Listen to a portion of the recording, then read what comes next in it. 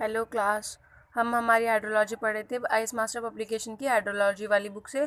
ठीक है, तो हमारा चैप्टर नंबर चल रहा है 8 जो है फ्लड रूटिंग, और हम हैं पेज नंबर 232 पे, है ना। अब हम पढ़ रहे हैं हमारी एटीन्यूएशन क्या होती है, लैग क्या होती है। सबसे पहले ये चैप्टर है हमारा फ्लड रूटिंग का।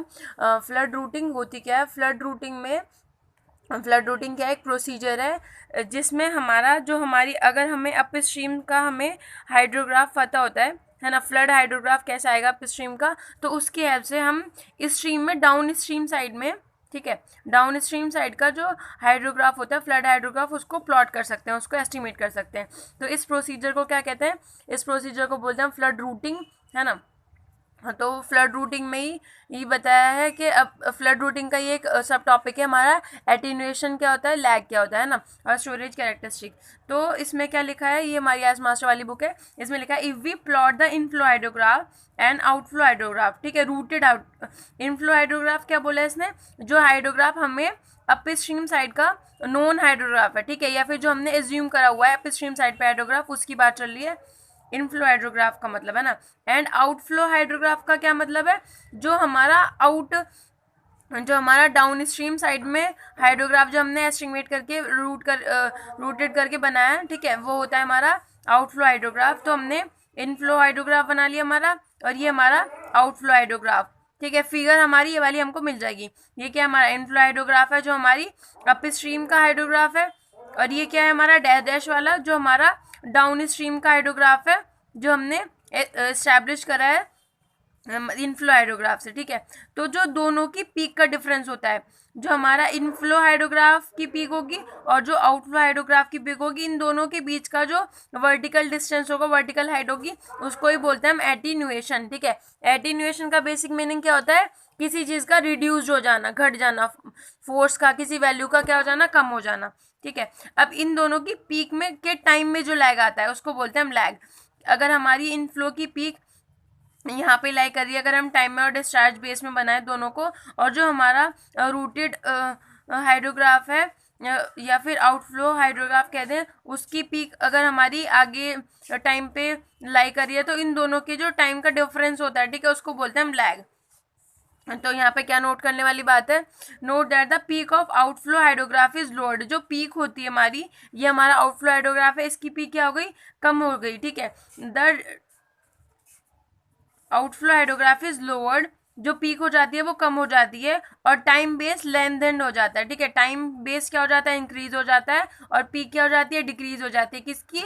आउटफ्लो हाइड्रोग्राफ की, with respect to inflow hydrograph, है ना। दिस रिडक्शन इन पीक, जो रिडक्शन होता है पीक में, उसको क्या बोलते हैं? एटीन्यूएशन बोलते हैं, ठीक है। And the time difference between the two peaks, जो दो पीक्स के बीच का टाइम डिफरेंस होता है उसको क्या बोलते हैं? उसको हम लैग बोलते हैं।